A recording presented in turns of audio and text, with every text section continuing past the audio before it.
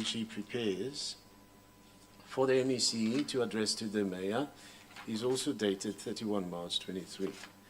Those are extras which are attached to Ms. Matseke's affidavit.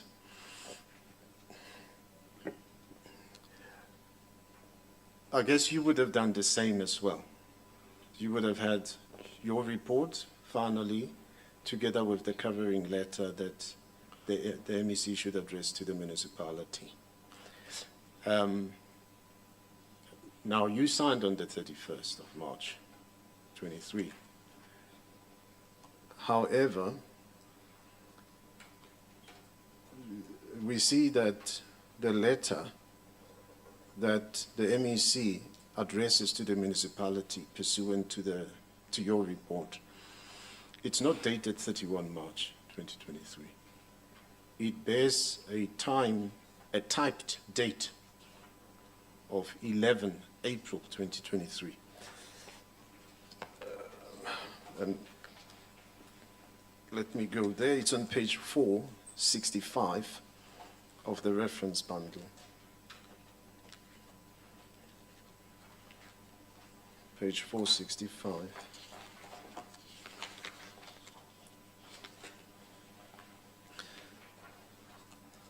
So this is the letter which, consistent with the final report, says the MEC does not support.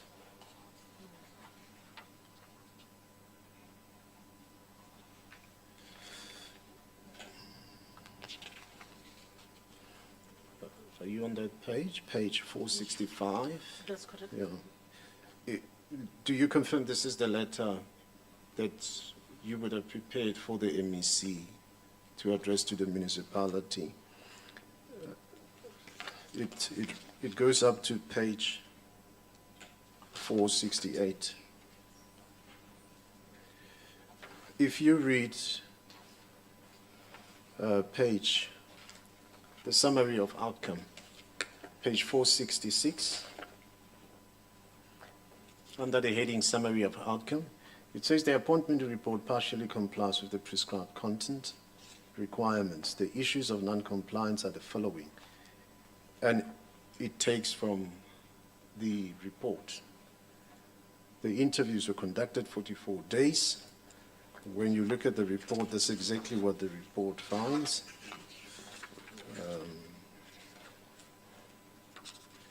And really, word for word is a copy and paste from the report. I want to see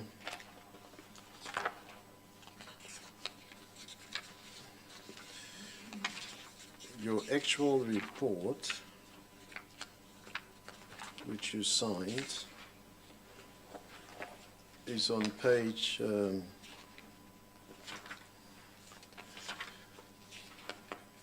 let's go to page 459. So it's in the middle of your report, but the report starts on page 455. Is that on page 455? You will see the type date there is 31 March 2023. And then you turn the page, you go to page 459 under the heading Summary of Outcomes. You see that? If you put your finger on that page and you go back to the letter on page 466, you will see that is a carbon copy of those reasons. 466 and 459.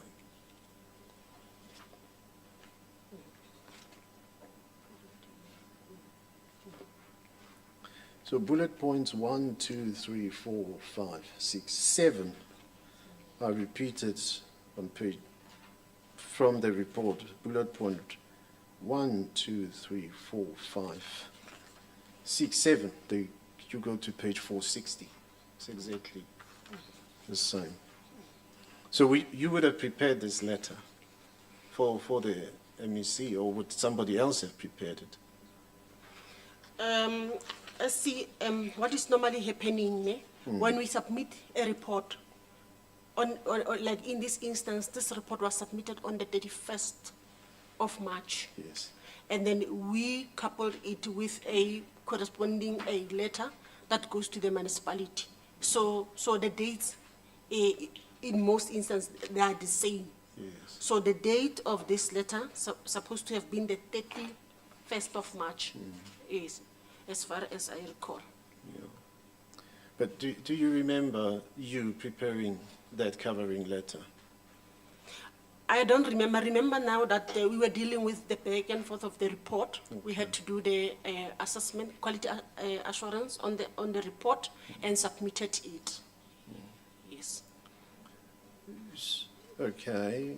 But would you know how the date, this letter came to be dated 11 April 23? I can't recall SC, and I can't speculate because of, like I've indicated, it has been a common practice from municipal administration. When they submit the report, it will be the same date. And then even from our side, as and when we were doing the quality assurance, we will do exactly the very same. But what I don't recall is to whether this report at the time, it did go with the letter. Okay. Yes. Yeah. So then this letter was signed by the MEC only on the 26th of April, 2023, the same date that he signed your report, which is on page 464. Page 464, the same date.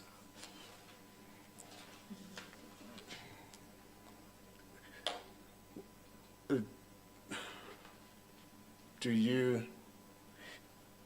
you know why there was this delay?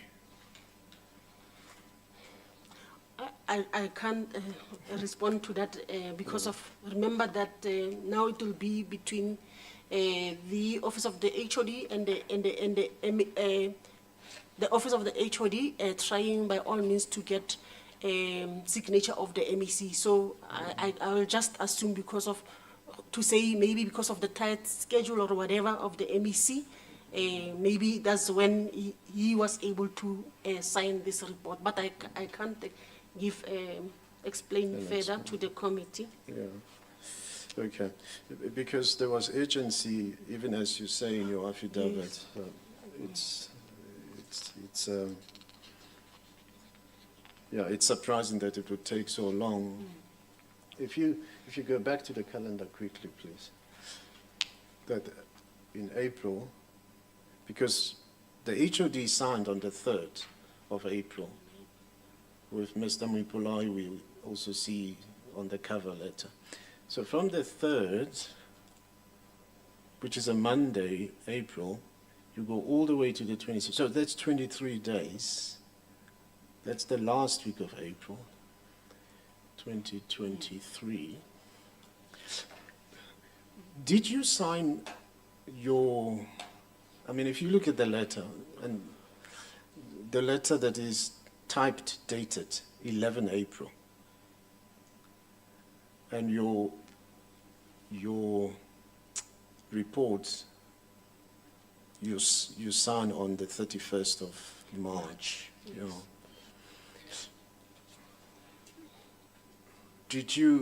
Could you have signed your report in April, but put a date of 31 March 23? As like I've indicated, Yes. we've completed our report on the 31st of March. Yes. Together with the team, and I immediately submitted it back to the office of the HOD. Oh. So whose affidavit is this? Okay. No, it's fine. My attorney is just showing me that in her affidavit, Mr. Matsike is saying the acting chief director finalized the assessment report and the response letter for the attention of the HOD and the MEC, listing all the non-compliances determined. But she just doesn't specify the date of the letter. But you say you don't have an independent recollection. Okay, that's fine. Let's see.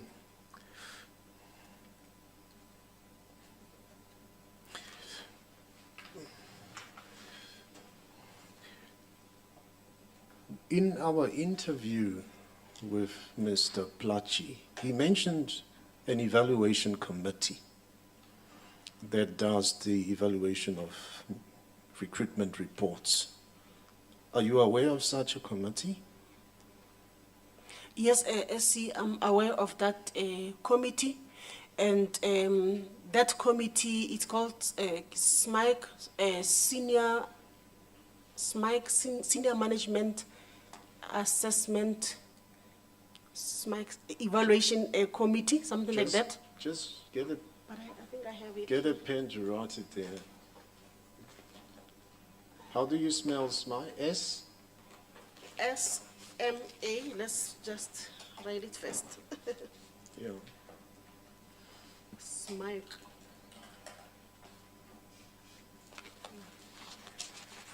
I think I have it here. Oh, but you have something. Yeah. So yeah, maybe in the meantime, whilst I'm looking for that committee, it is a SMIC, Senior Management Assessment Evaluation Committee. At a time, it was initially it was there, but it was not operational. So hence this committee, the HOD saw it fit that to resuscitate that particular committee, and that committee was resuscitated in August 2024, if I'm not mistaken, but I have the supporting documents here. Okay. Yeah, I can assist in that regard. So during processing this particular report, that committee was not functional. Was not functioning. Yes. Okay. I think I have it here.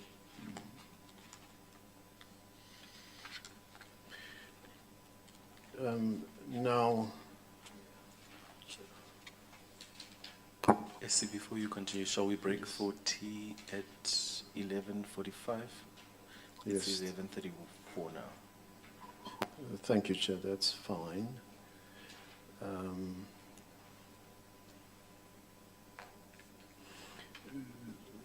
If we go to the Check it. assessment itself, or, you know, those issues of non-compliance,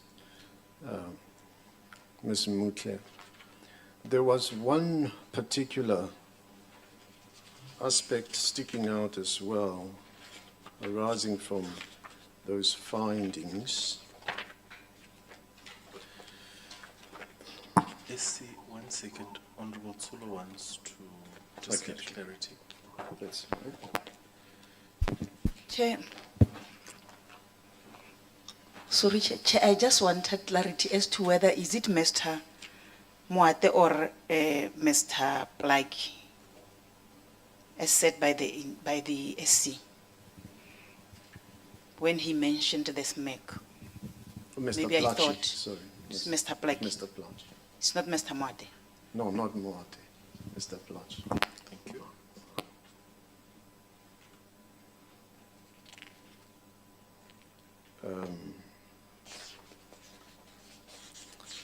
Yes. Now,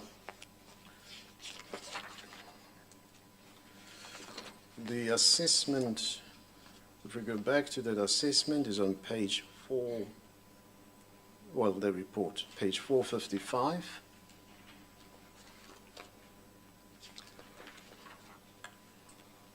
We have extensively gone through this report with Mr. Moate, and there was one particular question which we asked, and I thought should also be put to you in regard to the timelines on page 56. So in the covering letter, the mayor writes that, if you go to, he writes, giving background in fact, the very letter on page 309, sorry. And I want to read paragraph 1, 2, 3, the one which starts with the position of municipal manager. The position of municipal manager became vacant on 31 October 2022. The position was advertised on 23 October 2022 and closed on 7 November 2022. Shortlisting was conducted on 9 November 2022 and the interviews were held on 22 November 2022. If you stop there and we go back to a finding in your report in regard to the timelines on page 456, I think that's the first non-compliance we see you find. Timelines, there's a table, the last entry in the table, regulation 15.1, it says, conduct interviews within 21 days of screening. Then the actual, according to the report, of the date of the interview is 25 January 2023, and the comment is that this is non-compliant. That's 44 days after the screening. Are you able to, so there is this, the glaring discrepancy. The mayor says the interviews were 22 November 2022. Your report finds that the interviews were actually on 25 January 2023. Are you able to explain to the ad hoc committee how you arrived at that date of 25 Jan 2023? Okay, no, thank you, SG. How we arrived at this particular date, honorable members, we've looked into the minutes of the panel members on the process of the appointment, and then when you page through after those minutes, because of we couldn't get joy in those minutes as well, because of they were in a way not giving us what we want. But when we page through, if you go to page 350, you see we relied on that attendance register, which is dated 25 January 2023.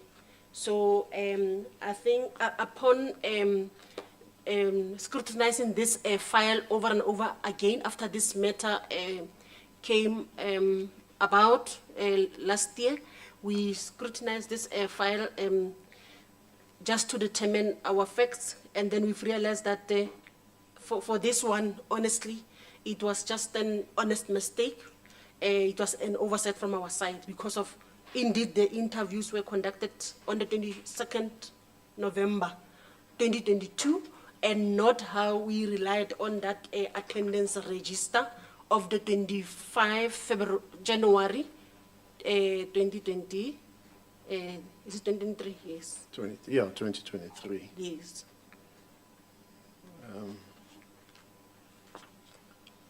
Chairperson, it might be an opportune time. I see it's 11:40, so that I just get my bearings on the next questions. No problem, SC. Honourable members will break for 15 minutes. We'll return at 11:55. Thank you, Chair. Thank you very much. Ma'am Mutlu, you are still under oath. They will guide you as to where the tea will be served.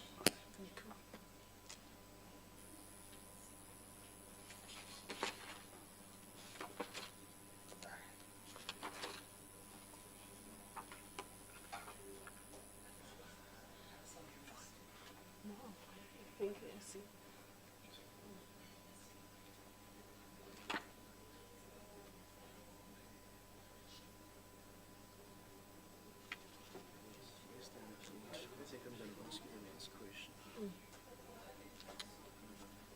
You know, at the end of your report, there's two options you explain about non-compliances, and there are substantive and non-material.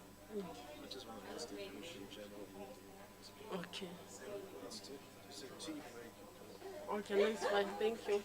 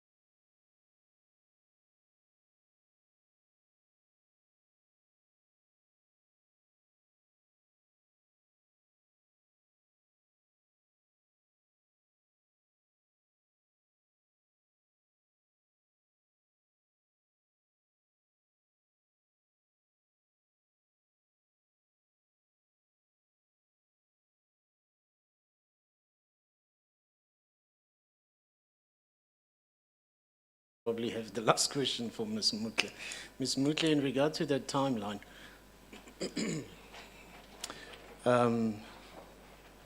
when didn't Mr. Plachi, who was part of the selection panel, indicate the correct date of the interviews when you were finally doing the quality assurance? If you can recall, doesn't matter, but I just want, if you still have the benefit of the recollection, maybe to tell the ad hoc committee. Okay, SC, Mr. Plaki was part of the process, but at the tail end, and then where the interviews were conducted, he was not part of that process. So he was part from the beginning up until the shortlisting, I guess he is, but he missed that final stage of the interview process. He was not part of the panel. Thank you. Essie, you know, my apology, I wanted to raise this before we went for tea and I forgot. Mem Mutle, relax and calm down. We are not going to bite you. We just want to get general, broad information for you to assist us. I'm just getting the feeling that you are extremely anxious and I want you to just relax. Thank you. Thank you. And on that note, Chair, I think I've laid the platform for the ad hoc committee members to proceed with their questions in regard to Ms. Mutle. That's very unlike you, SC. It's only 12 now. In case you're not sure what time it is.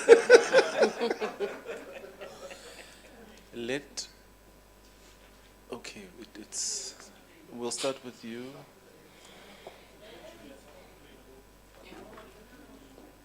I think we'll start with Honorable Tsulo. Yes, thank you very much, progressive fighter. Honorable Babwile, we'll start with you, and then Tsulo, can we take you after? Or do we take still? After the EFF, we'll take you, and then we'll take Honorable Tsulo, and then we'll. It appears that the day is going to be very short today.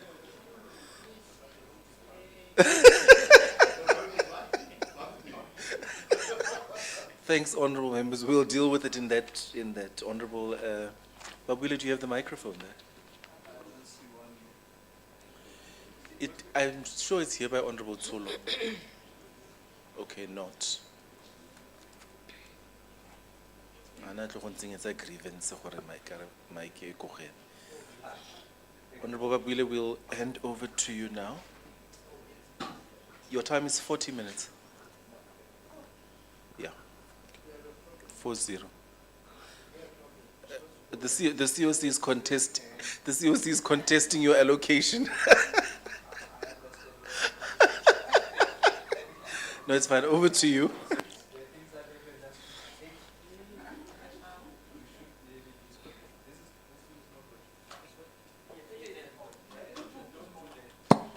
Just, can we get assistance to Honorable Babwile? There's only one person who hits the mic. And has a thola dira dilo tseo. Ke COC. I agree with you, Honorable Tsulo.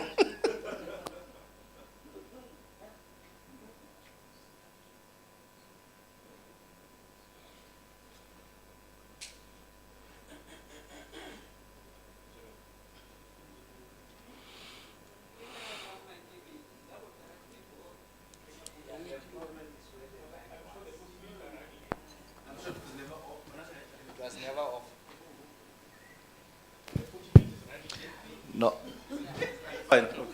no thanks, Chair. Weekly before the ad hoc committee. And in agreeing with the Chair, more ad hoc, we are not harsh. Yeah, so you must relax and try to answer as truthful as you can. Um, do you understand the reason we have an ad hoc committee? Yes, Honorable Member, I do understand. What is the reason? The reason is with regard to the allegations of impropriety against the Premier of the Northwest Province on the recruitment and appointment processes of the municipal manager, Naledi local municipality. Yeah. Now, it's not only the Premier, it's members of the Legislature. Not, I think, Chair, we must correct it from that point. 100%. Yes. Honorable. Now, in your affidavit, I think we have an attachment, Annexure C, which is a report prepared by your good self. And in that attachment, I think I'll start where the SC ended. Can we get the correct date where you indicated that there's an error on your side on the date of the interviews? What is the correct date? Because the one that we have in that report, it says 25th January 2023. So upon verifying your facts, what is the correct date? Okay, Honorable Member, the correct date of the interview is the 22nd November 2022. Now, when did you realize that this date is actually the one that you wrote, the 25th of January, is wrong? The correct date is the 2nd of November, 22nd of November. We've realized after this matter was brought forth before the committee. In fact, after maybe going back to our files and double checking our facts. Okay, in your affidavit, did you flag this point that actually you made a mistake with regards to the timelines when it comes to the evaluation? In my affidavit, Yes. Sorry, Honorable Bagwile, I did not get, or maybe I want clarity. Did Mem Mutle give us an exact date for when they picked up that the issue that you raised, or did she just say after?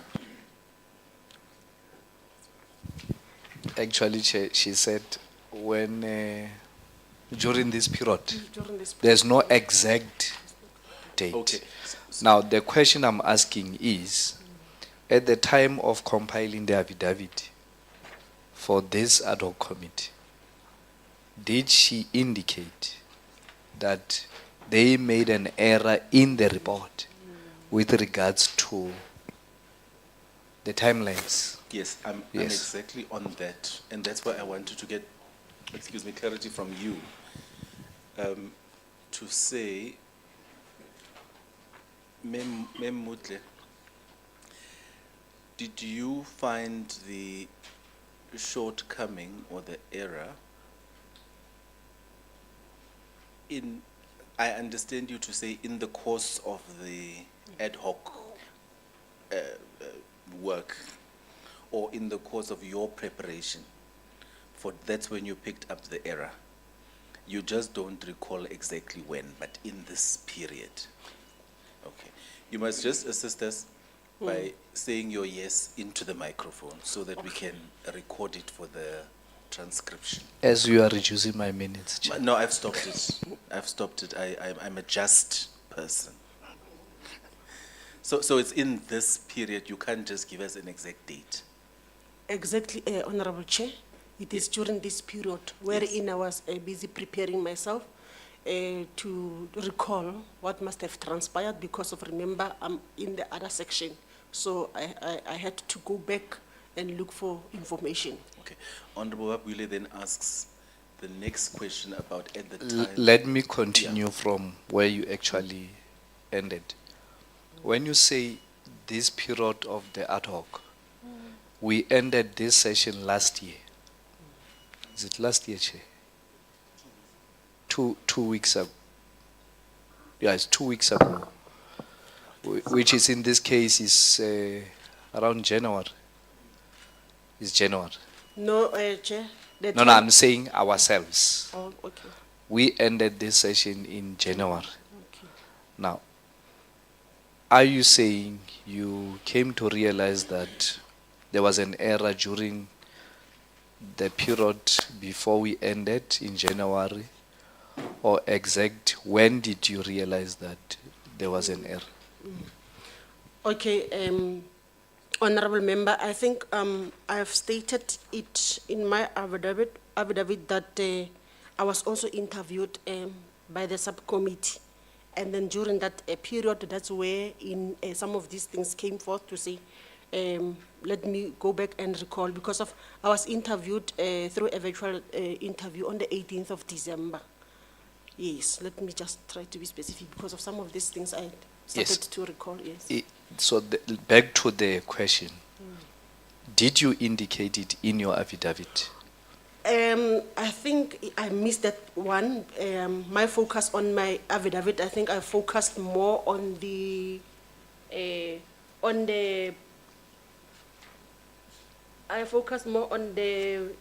evaluation of substance matters. That's what I've put on my affidavit. So, but that one, Honorable Member, I see I did not put it. Yes. Now, can we now, it's not here and is an important matter because amongst the reasons you had to review your report, your initial report, this played an important role. Yes. Can you agree on that? I agree, Honorable Member.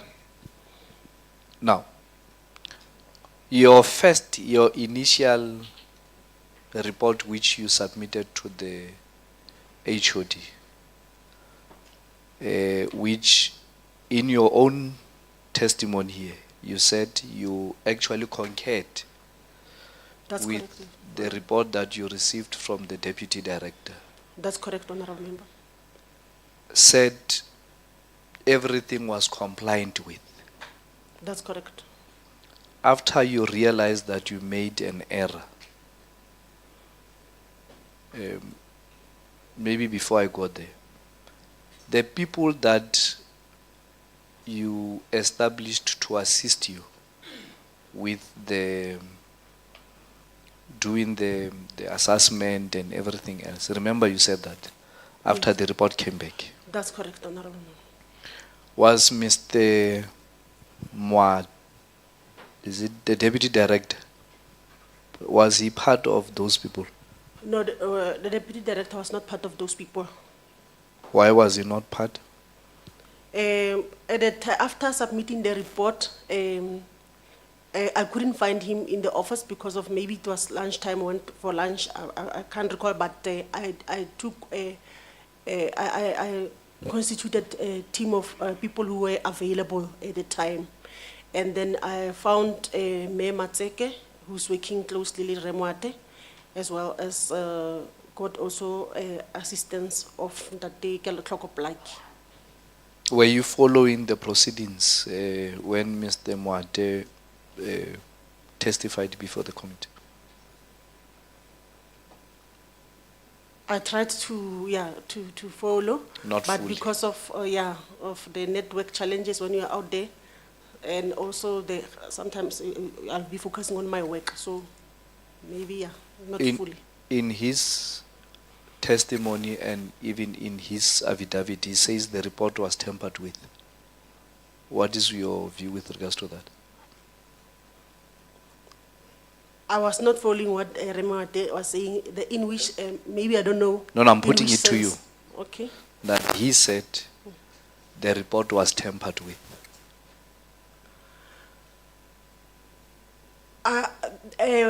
Where I could follow from Wate, ne? He indicated to the members that he submitted the draft report to the acting chief director. Yes. And then once the draft report is submitted to the chief director, and his response Yes. is the chief director who must account going forward on the report. Yes. So, and then I was not following with through as to whether he indicated the tempering of the report. What I could recall was saying indicated the tempering of the report. What I could recall was saying the draft report. Yes. Yes. I'm saying that draft report was changed. It's not what he submitted.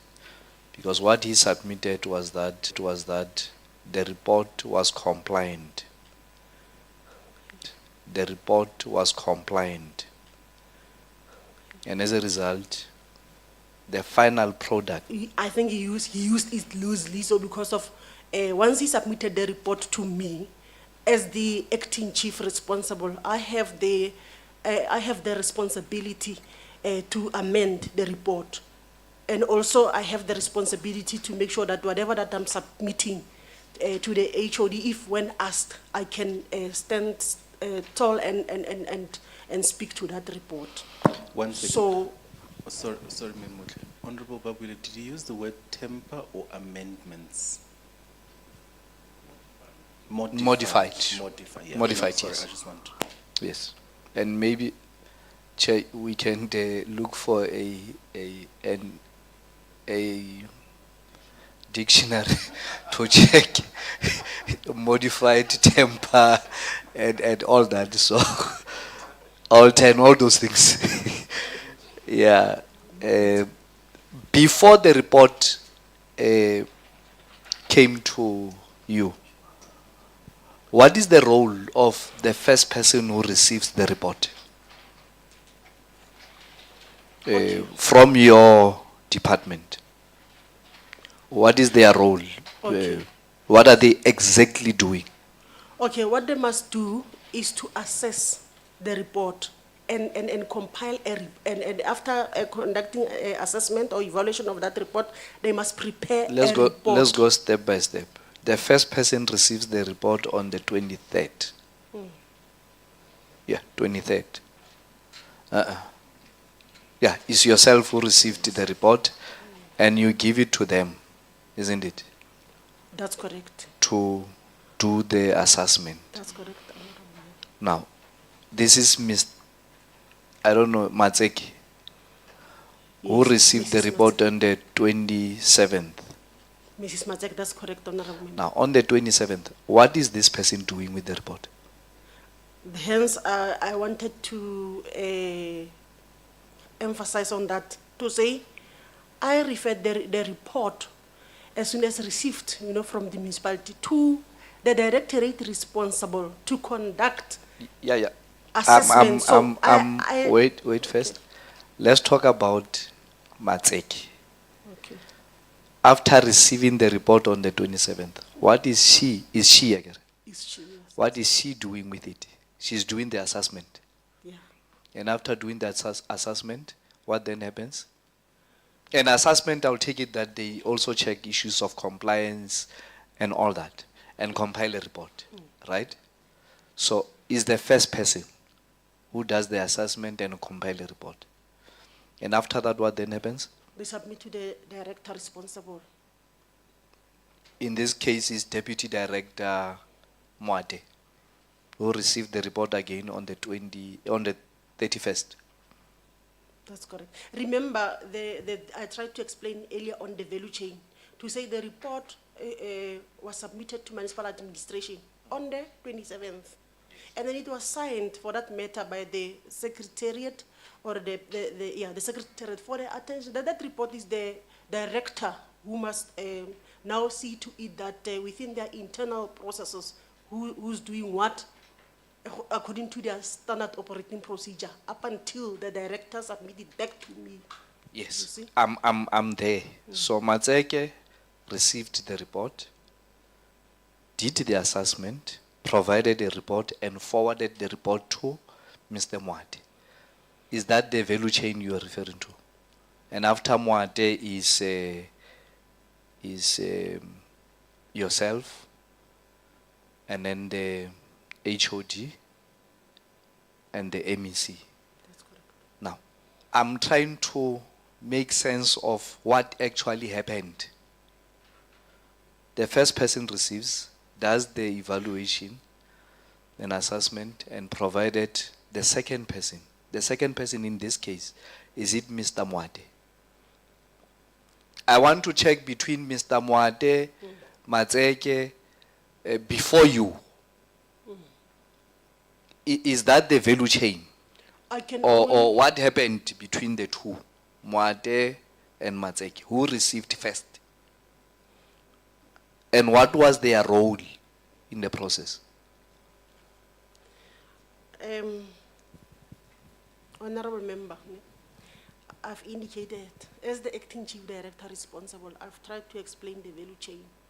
The first person who must account to me is the director, municipal administration, whom I've given the report to him, or to him, to the secretary signed of, that's why I've attached that annexure A, because of it was signed by them. So that particular person sent it according to their internal processes. Hora Horing submitted the report to Matseke. And then Matseke, remember I said Matseke and Mwate, they're working closely in terms of evaluating this report. Because these types of report, what I've observed is that you can't do it alone. So the understanding is that there should be a team working on the report. Hence, I've tried earlier on to say now that there's this committee that has been introduced. So for me to speak for them, I think Mr. Mwate was supposed to address the committee as to how did it happen that the report, he could only see that report on the 31st. I raised it deliberately, is that the report was worked on for the entire week. As you can see, Mr. Mwate presented before the committee that he only managed to work on the report as soon as he received it on the 31st of March. 31st of March. So, Yeah. so between Mr. Mwate and Matseke, maybe is how they agreed in terms of the working arrangements within their unit, directorate, yes. So you are saying Matseke, when she received the report on the 27th, and she signed for it, and okay, let's check this. Why are they signing for it? Because you have Matseke who signed for the report, you have Mwate who signed for the report, you have yourself who signed for the report, and it went back to Muipolai who signed for the report. And the same date Muipolai signed for the report, you have the HOD who signed for the report. I'm trying to make sense as to why they signed, because Matseke and Mwate, they work in the same unit. They are supposed to work this report together.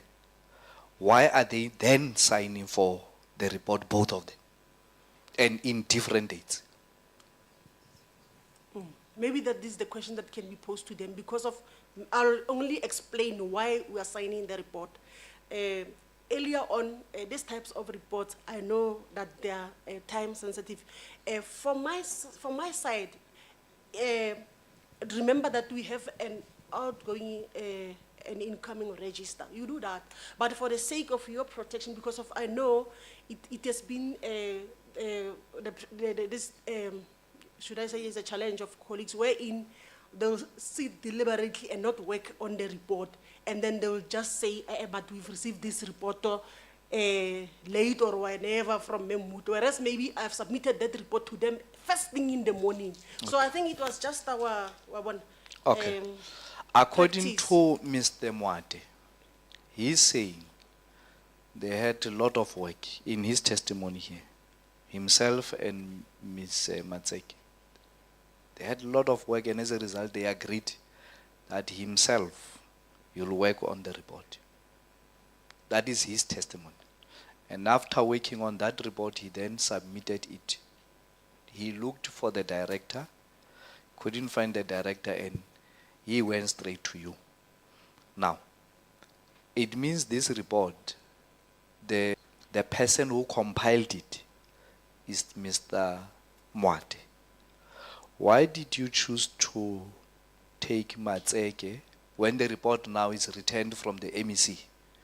Why do you choose to take Matseke to assist with the compilation of, to review the report instead of Mate, who's actually Remember, I said these reports are being processed by Mama Tseke as well as Moat. And then now my understanding, I thought Mrs. Matseke worked on the report Ntate Moat, only to find at the later stage when the report came back requesting me to do quality assurance that Mama Tseke Ibile didn't work on the report. Mr. Moate worked on the report alone. okay. The conclusion that the report was not compliant, can you agree that it was misleading the MEC and HOD? No, which report are you referring to? Your report, Okay. the one that you compiled on the 21st of March, the one that you said you came to realize very late that actually the date of interviews was on the 22nd of November. Can we conclude that it was actually misleading, because now you are conceding that the correct date of interviews is the 22nd of November 2022, not 25th of January 2023? I don't agree that that was misleading, because as we found a number of non-compliance matters. No, I'm referring on to the report. date of non-compliance with regards to the date of interviews. I'm speaking to that. Still, the report was not misleading because of over and above that area that you've just raised now, there are a lot of non-compliances that we have realized. What are those areas? If you go to my affidavit, Honorable Member, I've listed all those areas on page 9. Page 9 of my affidavit, you'll see that I've listed all those areas. No, look, I'm not talking about all the areas and all that. I'm specifically speaking to the issue of interviews. I'm specific. The date of the interviews in line with what the report says. You are saying it is non-compliant because they happened 44 days.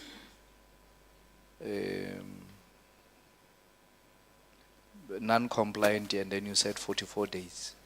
Now I'm saying it can't be 44 days because you just corrected that to say is the date was the 22nd. So I'm saying, according to this report, is wrong.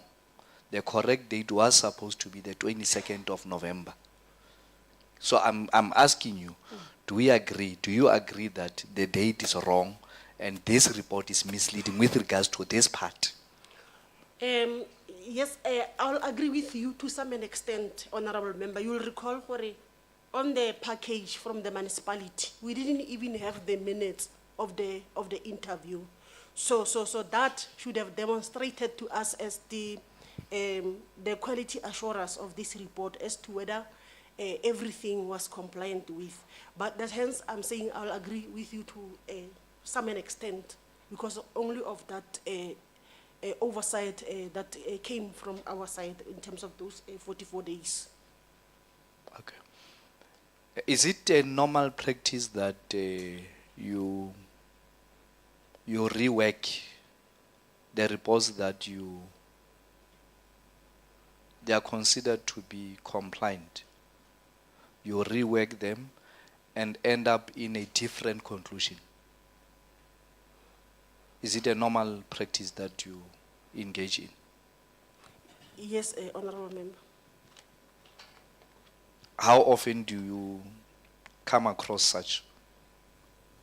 That you worked on a report, came to this conclusion, and then later you are instructed that review that report, work on it, and you go work on it, and you come to a different conclusion to that which you came to the first time. Chair, like I've indicated that I'm not working in this environment, but most of the reports that I've seen colleagues making mistakes, it's with regard to the report that will maybe come back, you know, from the HOD after seeing some mistakes on the report.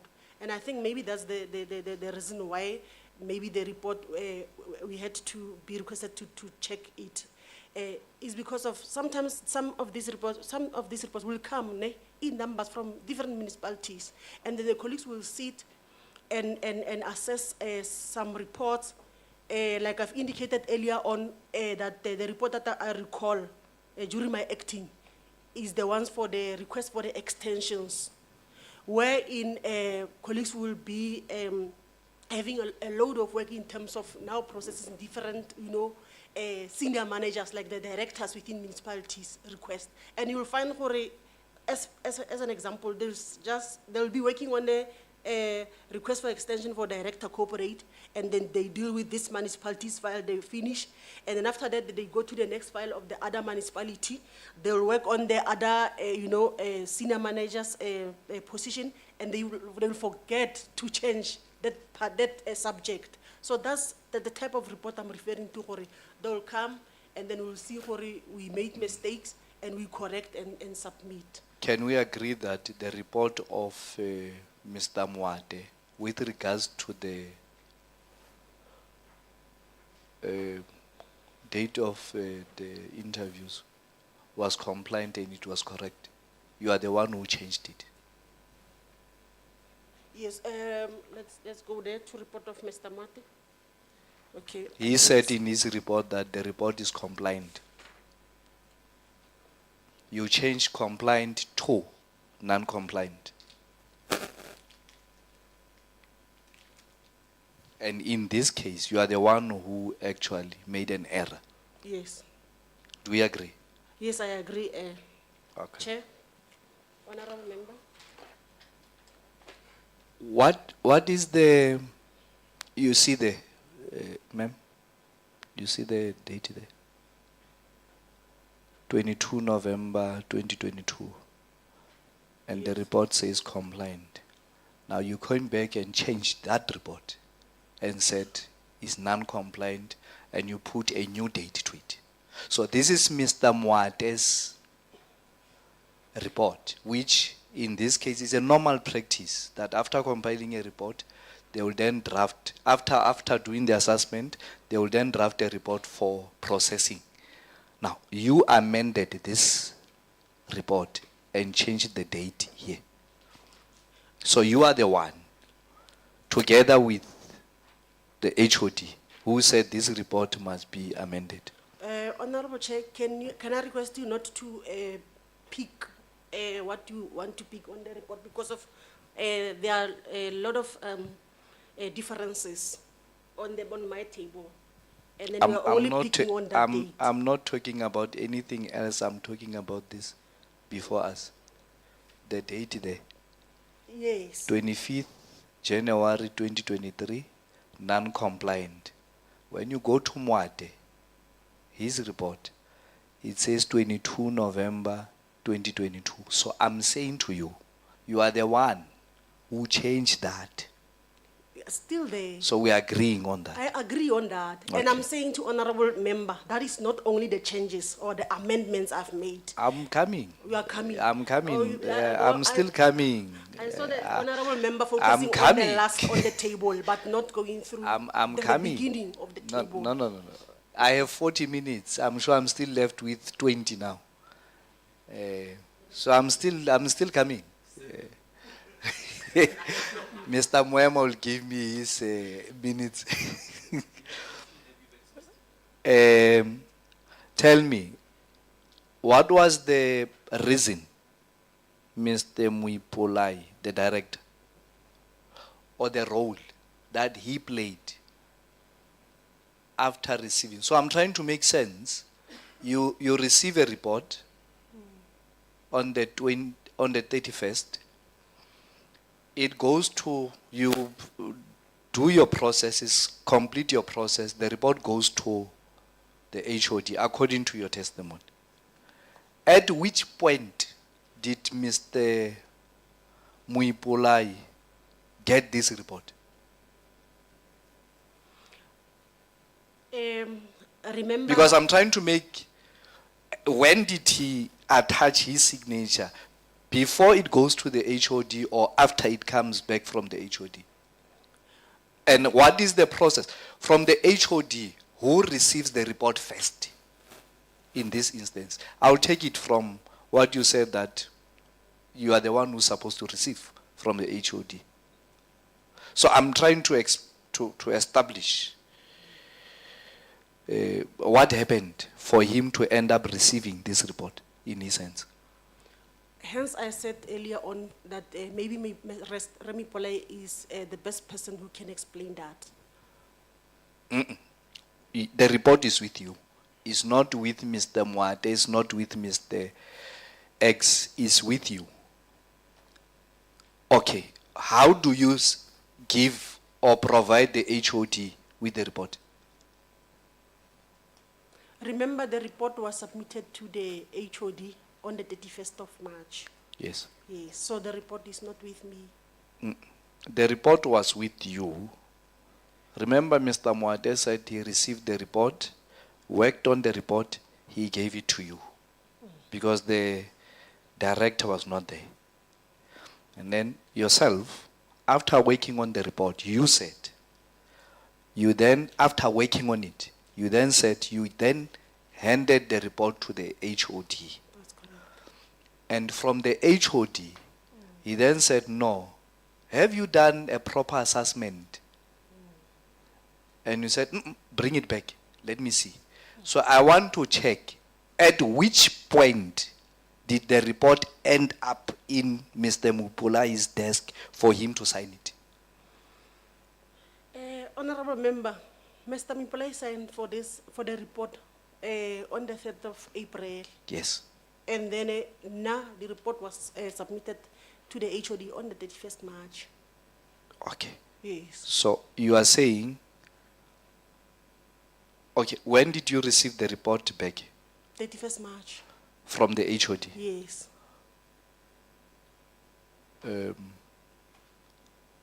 So, how does it work? Maybe you can explain to us that the report comes back from the HOD. No, but there it says 19 May. How do you explain this process where the report from you to the HOD?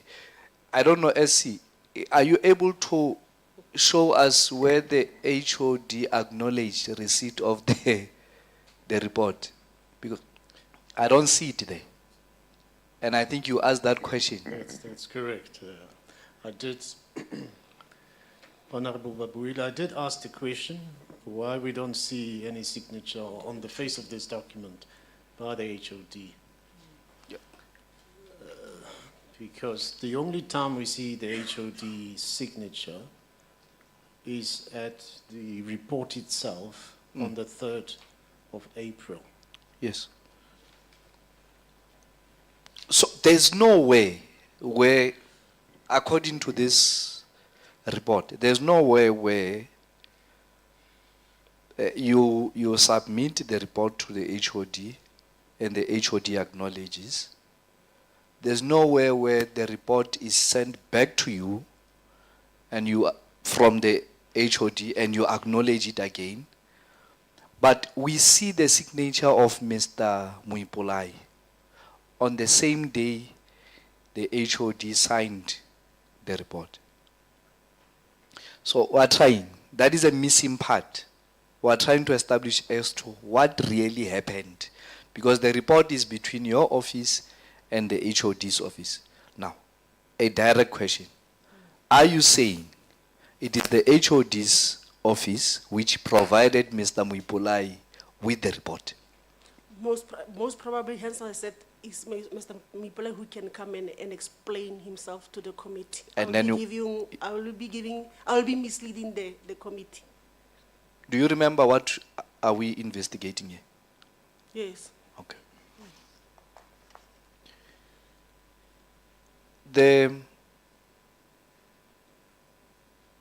When the first time you said you concurred, I think that is the word that you used.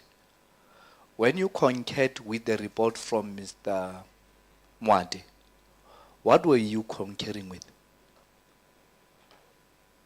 Okay, Honorable Member, I explained earlier on to say that Remo Abete came to me and indicated to me that this report is urgent, and then because of the urgency of it, we don't want to lose on the timelines and so forth and so on. So I've explained earlier on to say with the trust and the expertise that I had and the expertise that Mr. Mwate has, I initially supported the report ya Ntate Mwate. That's what I said. Yeah, but I'm asking, when you say you are concurring with a report, Agri report has contents in it, Yes. and you say I concur. What does that mean? You support the report based on seeing a number of, because like I said, I've looked into the structure of the report. I've looked as well into the fact that these reports are time bound, and then I supported because of there were number of, I've seen on the report, if you see everything from A up to Z, compliance, complaint. If you saw that report, So you say now, just now. Willie, if you can wrap up, your time has expired. Okay, you just said now that the report, when you look at the time bound and so on, the report was complied with. You checked that. The time frame that Yes. in the 2 years, as Ntate Mwate indicated to me, the report is urgent, a bit urgent, and then we don't have time. So I've just perused the report, not deeply assessing, against the municipal report. Yeah. Can we, this is the last question, Chair. Can we agree, or can you agree with me that your report and Mr. Mwate's report, they are not the same? And Mr. Mwate's report was saying the MEC must support the application or the appointment, and your report says something different, which in this case says the MEC must not support, and is different. It's not the same. Yes. Okay, thank you, Chair.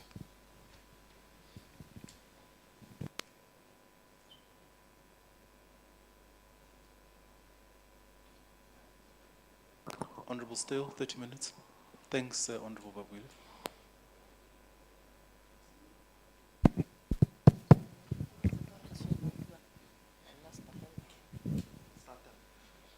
When I have the mic, you can start. Thank you, Chairperson. Memutle, in your affidavit, you indicate at 5.2 that there is an incoming register that is to be signed to acknowledge receipt. We don't have a copy. Do we have a copy of that SC, of an incoming register?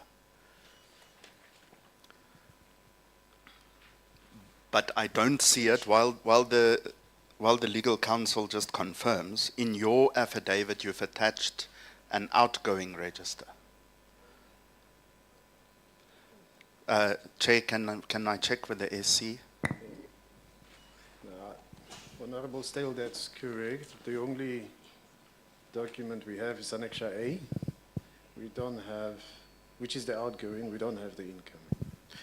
Memutle, why could you not present to the committee a copy of the incoming register? Thank you, Honorable Member. Remember that the incoming register was supposed to have come from the office of the MEC when they were submitting the report. Right, and then in your affidavit you indicate at 6.1 that you cannot speculate as to the details of the person who received it.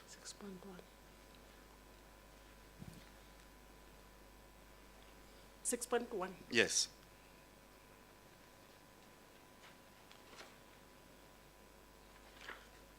Indicate the persons who received. Yes. Okay, yes.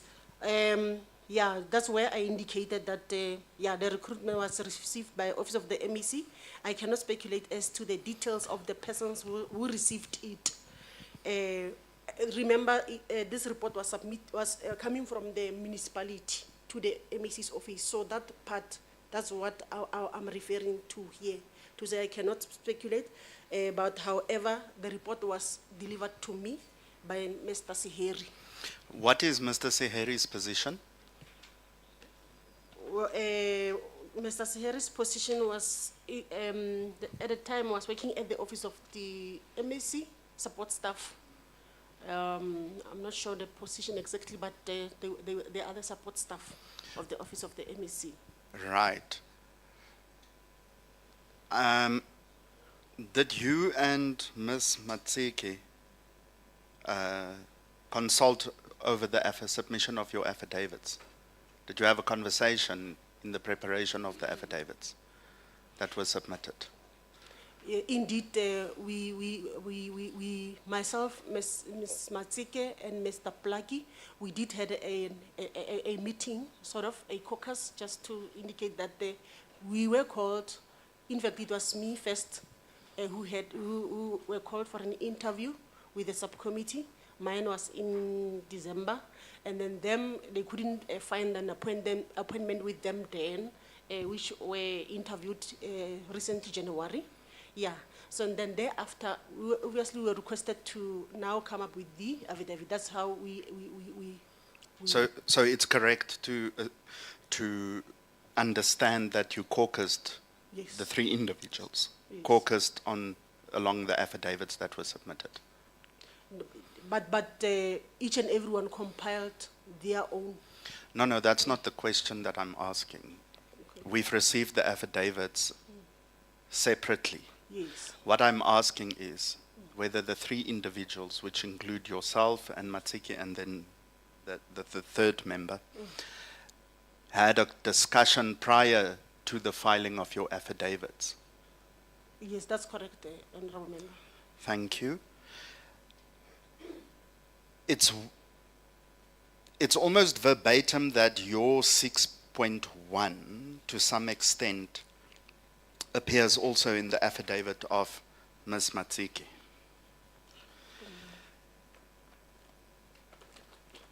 But what I want to ask is, normally in government, when documents are received, or let me rather say, it should be the norm in government, that when documents are received, that they are quantified and checked, then signed, and then that person should prepare some sort of memorandum to the next person in the value chain.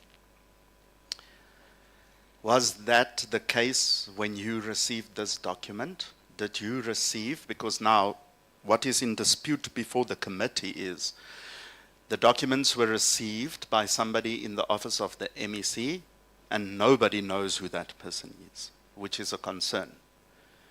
So surely there should be a process where once it's received, it is checked, it is signed, it is kept in a register, and a memoranda is prepared to inform the next individual in the value chain what they are receiving, for which they should also sign.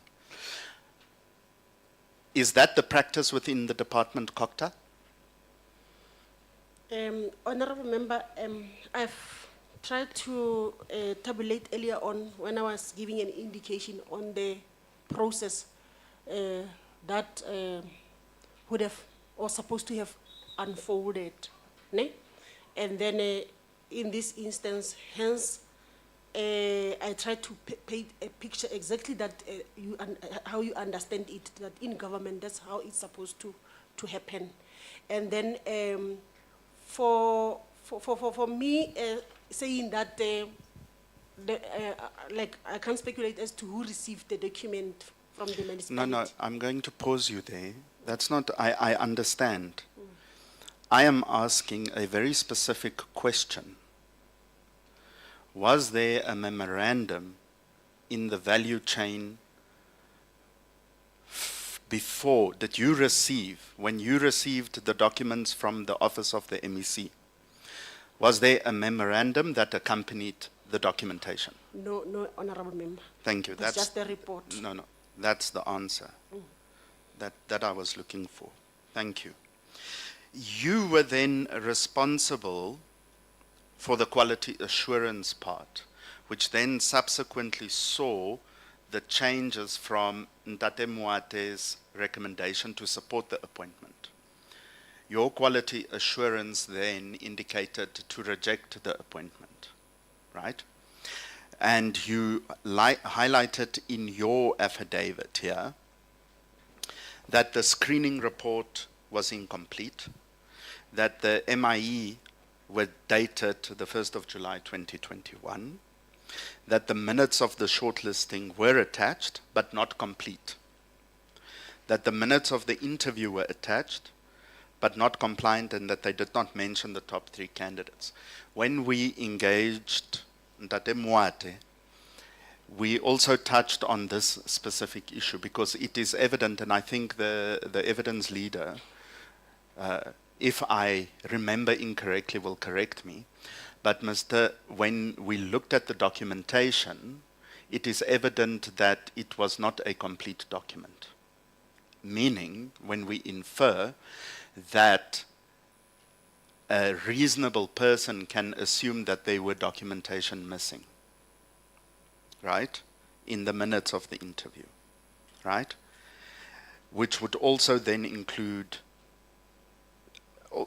and then also the issue of political office. That's the other document, which was subsequently submitted, right. On what date did you do the quality assurance? On the 31st March. Right, and what was the deadline within the timeline? The 14 days that you had? I think rough calculations, we were left with about 6 days, if I'm not mistaken. Right. I think that is correct in our engagement with witnesses here. When you did that, was there no motivation to inform the municipality that these documents are either missing or that they are incomplete? No, there was no motivation to the municipality. Is that by your SOP, or is that, do you just take it as it is, or, because what we had in the testimony of Ntate Moate is that the department, COGTA, usually assists municipalities in order to maintain compliance. So that's the testimony, or the evidence rather, that we got from Mr. Moate. Why did you not reach out or follow or ask for these documents?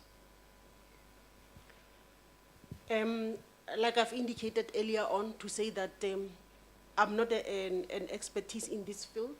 This is the practice that they've been doing.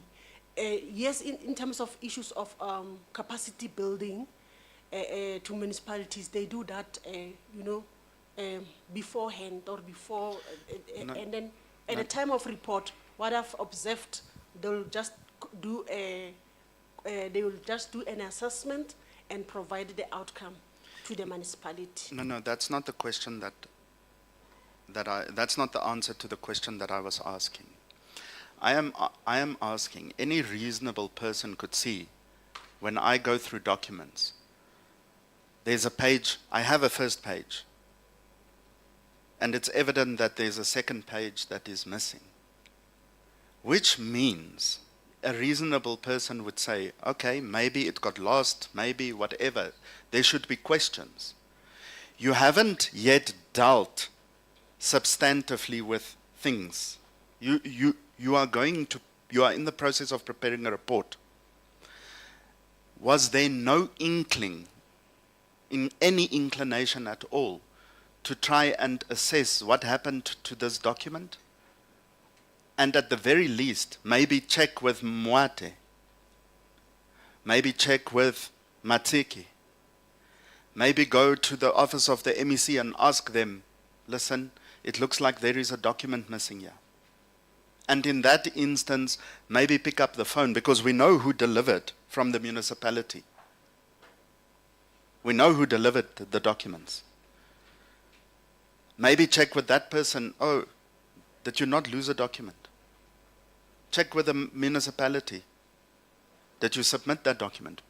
And I'm asking this because we have a testimony from the mayor, Councillor Groep, stating that a full set of documents were delivered to Cllr. We have Cllr in its report, amended by you after the quality assurance, stating that it is non-compliant. What we receive from the mayor indicates compliance. The evidence before the committee, right? It is this committee's responsibility to identify what happened in that period, right? So was there no inclination from your part? I'm going to come back. It's a yes or a no. It doesn't have to be explained extensively. No inclination to try and trace a document, which any reasonable person would have assumed is misplaced or missing. Because there's no way that one piece of paper will come and its supporting documents are not there. Thank you. Honorable Member, like I've indicated that I was relying on the team that is working on this report on a daily basis. Mrs. Matsike was part of that. It's not like I did the report alone. And then from my side, I didn't, let me speak from my side, I thought oh, this is how they are conducting the report, and I didn't have that to say. But colleagues here, I think maybe we must establish further the facts as to whether there's missing pages or what. Okay. So if we follow with Mr. Mwate's testimony here, where the department Cllr does not take an adversarial attitude towards these engagements with municipalities, that means that you are not just blatantly rejecting things that you might have received from councils. Generally, it means that some sort of assistance during the process in order to ensure a legal process, because this is what this is, it's a legal process, right? But in the people that assisted you, there was no such need also or inclination to reach out to try and trace a document. Okay. Can you just verbalize the answer, yes or no, please? Yes, Honorable Member. So there was no indication, no need, No, you just went ahead with the yes, process. we've compiled a report after Right. we've concluded our quality assurance. Right. With the documents that were presented before us by Remwate. Remember that he worked on the report, and then he's the first person who paginated the report from number 1 to the last number. Yes, and then the documents as alleged by Councillor Groep was then already missing. Once the documents that were paginated by Mr. Mwate, right? The documents in the testimony that we've received from Councillor Groep claiming that they were submitted, by the time that they were paginated, they were already missing. So do you understand what the problem is? The problem is we have two versions of a same story. The one version says a full set was submitted. The second version within the department, Cllr, indicates that it was incomplete. although that there were 6 days still before the deadline to find out and trace something, which was not done. Then, in the Department of Cllr, of which you serve quite a senior role, I think, substantively, right? Within the Department of Cllr, nobody knows who received the documents. Honorable Member, it can't be because of, I was referred to the, what you call this file, wherein the person from the municipality submitted this report to the office of the MEC. And I'm wondering how come it can be known now as to who received the report. Isn't it the signature after the stamp of the municipality, the person who received the report? No, no, you must not ask me a question. I'm asking you the question, right? In your affidavit, you say, I cannot speculate as to the details of the persons who received it, the report. It means you don't know who received the report in the office of the MEC. That's correct, Honorable Member. Right. I did not know who received from the municipality. Because remember, I'm not there. There is another floor going to that office. So I don't know who submitted the report from the municipality to the department, to the office of the MEC. But what I can attest here is that the report was submitted to me by Mr. Seheri. Right. Yes. And it would not, that you, when you received the report, did you just receive it without asking questions? No, obviously, I saw, okay, it is the appointment report of the appointment report from the municipality of Naledi, and then it's with regards to this, it needs to be attended to by municipal administration because of some of this information will come like that. Okay, and you, is it safe to say that you assumed, because there was no accompanying memorandum, Yes. so you assumed That, that this is a submission to you in a legal process to consider a report in the appointment of a municipal manager, Naledi. There was, what I'm trying to get at, there was no accompanying memorandum. Mr. Seheri just gave you the documents like that, nje, right? You had no question, where did you get this from? What is it? Nothing. You physically went, you looked at the documentation, you paged through the documentation, and then you assumed that this is something that you need to initiate. So you received documentation without a memorandum, without an explanation, without an instruction to proceed. You took the documentation, you perused the documentation out of your own volition, and then you realized that this is documentation with regards to the appointment of a municipal manager. That is what we are currently hearing from your testimony. Honorable Member, I did not assume.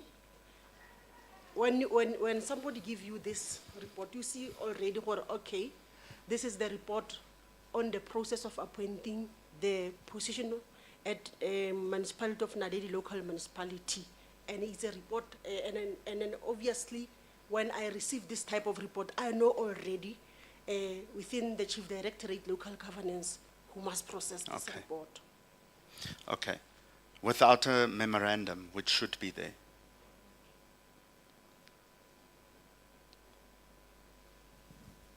No, there was no a covering. Yeah, but there should be from- one normally, right? Usually they will come like this, and then you sign on the incoming register. So, yeah. Okay. You, Sorry, Honorable Stella. SC, can you just go down on this letter?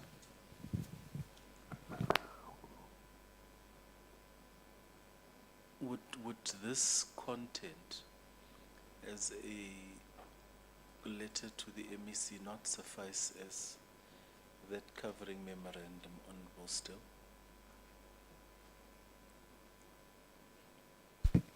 Chairperson, what I'm getting at is, you cannot just pass documents from one person to another person. No, before you continue, I just want, and I'll tell you why I'm asking. I wanted to establish if this would not cover as a memorandum, and if you are not perhaps looking for the root form, which is what we had spoken about earlier, the root form from office to office to office to office with remarks. I just want to Yeah. establish that. Either that or some sort of memorandum. In government, there is a lot of documents, Chairperson, and a lot of legal processes. And we know that the appointment process of senior managers is highly contested. And it appears that the procedure, and it's not on Ms. Mutle personally, but it appears that the administrative, the knowledge management, the chain of custody, the security of documentation within the department is, how can I say, almost non-existent. And that is what I am trying to ascertain from the witness. May I proceed then, Chair? Thanks. Then, you indicated that the non-compliance issue with regards to the date of the interviews was an honest mistake, right? And one would assume that when you say, I made an honest mistake, it's sort of an apology. But it's a very serious mistake. Would you agree? Honorable Chair, I said it is an honest mistake, but we were guided by the submission from the municipality. Remember that after that report, or is it the minutes of the interview, those that were not complete, after that, it is the attachment of the register of the interview. And when you look into that register, it will clearly says to you is the register for the interview of the appointment of Naledi. So, and it is dated 25 January. So it is an honest, but we relied on the submission that was before us. But it doesn't answer the question. It's an honest mistake. Yes. But it's a serious mistake, because it speaks to a non-compliance that was submitted to the HOD and ultimately culminated in the rejection of the appointment by the then MEC. It was a matter of non-compliance in support of a rejection of the appointment. So it is a serious mistake. Even though it might have been honest, it's a serious mistake. That's, I'm trying to get a yes or a no answer from you on that point specifically.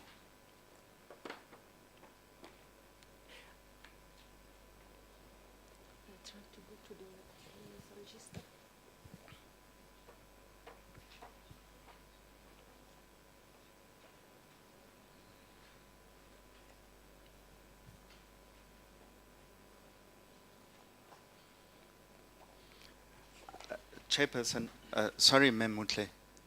We are aware of when and how the documents were set. The issue is, it is now a known fact that the interviews happened Yes. in November 2022. It's a fact. It's a known fact. It is also a known fact that in the report that was submitted for the MEC's signature to reject the appointment date was indicated as the 25th of January, right? Which you had already indicated is an honest mistake. That's fine.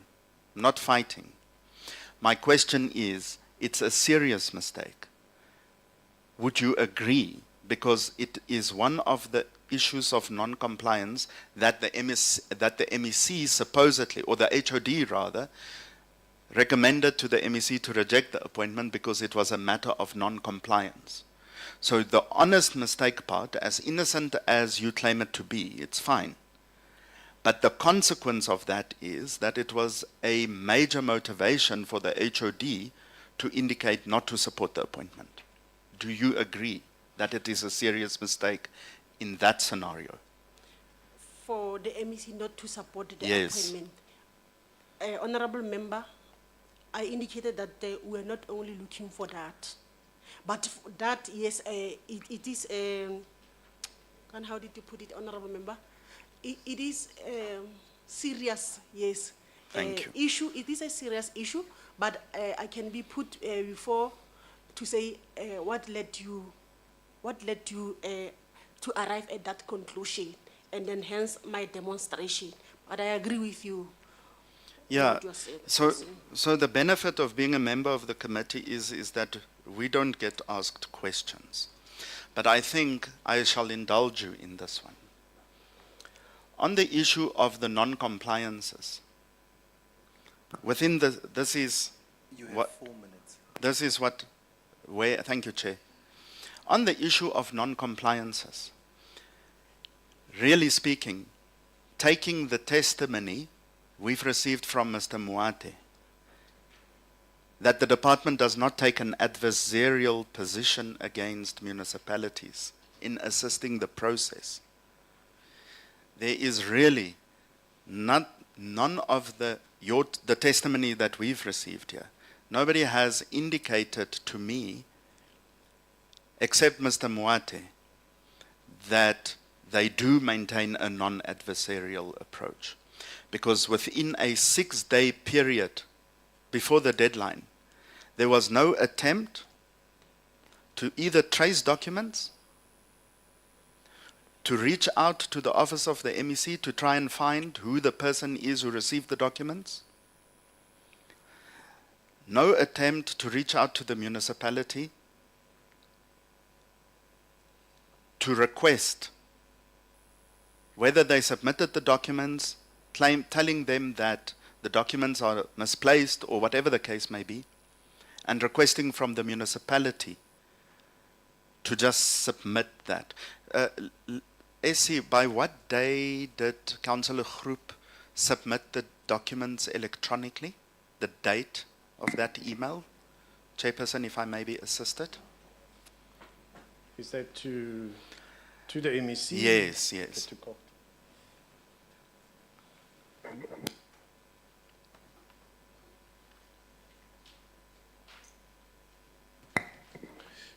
Let me just clarify. Is that after the MEC wrote a letter to him? Yeah, there was an MEC, there was a report that was sent Yes. stating that the application or the decision is rejected support. because it's non-compliant. Yes. And then Councillor Groep immediately replied with the attached documents, Yes, that was the 10th of May. the 10th of May, so it's after the fact. Because he received, well, the MEC's letter is 26 April, Yeah. which in Councillor or Mayor Groep's testimony, in his testimony, he receives it not on the 26th, but on a different date later. Yeah. And then he's responding. Thank you. Thank you. So that is the indication, Mme Mutle, that you still had 6 days. Not you personally, I mean the department. You are not on trial here and you are not under investigation. You are assisting us as a committee to ascertain where the issue began and cropped out in the dispute and the matters that we are investigating. So my questions are not to you personally, right? There is, if you were standing outside of this process, right, knowing just purely on the facts that we have, it's very simple. Documents were submitted, Party 1 claims in full. Party 2 claims non-compliance, only, and admittedly indicates that only partial documentation were received, right?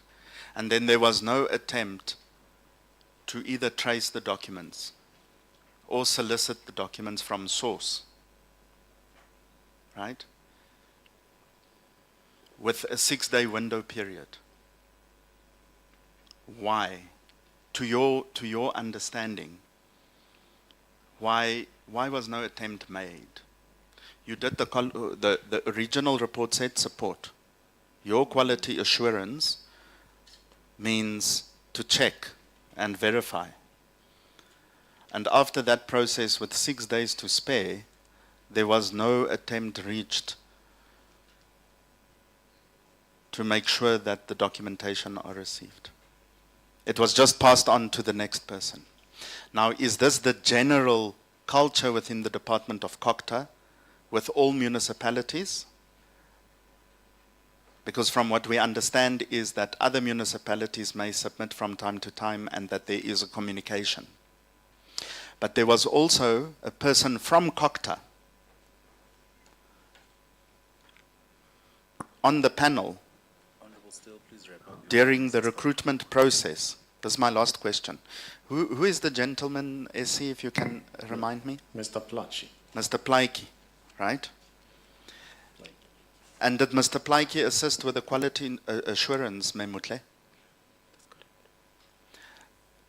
And you did not engage him on the missing documents or the date of the recruitment because he was there, he was part of the process. The date of the recruitment or the interview? Interviews, I mean. Like I've indicated, he was not part of the interview. But was he part of the process, the recruitment Yes. process seconded by Cllr? That's correct. Right. So there was no conversation with Mr. Plaiki directly when you identified the issues of non-compliance to ask him, who was part of the process, what might have happened? Those were the team that was working with me, Mr. Plaki and Mama Zek, the experts in this field. No, you are not answering the questions. My last question, it's a very important question, Chair. My question is, Mr. Plaiki was there with you doing the Yes. quality assurance. That's correct. Mr. Plaiki was the seconded representative from the Department of Cllr during the recruitment process That's correct. to Naledi. When you identified, you or Matseki or whoever identified, Plaiki. or Mr. Plaiki even himself, hopefully we'll engage Mr. Plaiki on this issue, but did you, knowing that this Mr. Plaiki reports to you, and he was seconded to the municipality, and you did your report, which resulted in non-compliance matters, with a recommendation to reject, did you not have a conversation with him, being part of the recruitment process, to ask him, oh, but there's no MIE, or no, this is not here, or no, that is not there? You were part of the process. Did you not advise the municipality? Did you not assist them? What happened here? Were those kind of questions forthcoming from you to Mr. Plaiki? They were there, Honorable Member. Hence, we were working in a round table, the three of us, on Okay. this report. Okay. So they were there already. I asked all those questions, and I had the comfort because of Mr. Plaki was part of I indicated that, was part of this process Thank you. from the beginning. Thank you, Ms. Mutle. We will take this with Mr. Plaiki forward. Thank you, Chairperson. Ndodi Buanamanda. Honorable members, we will break for lunch now. It's 13:21. We'll come back at 2 o'clock, starting with the minority party representative, Honorable Tsulo of the MKP, and then we will hand over to the majority party, the African National Congress. Thanks, honorable members. We break for lunch until 2. Honorable, Ma'am Mutle, you are still under oath. We are going to have lunch. They will indicate the lunch arrangements, and then we'll come back at 2. Thanks.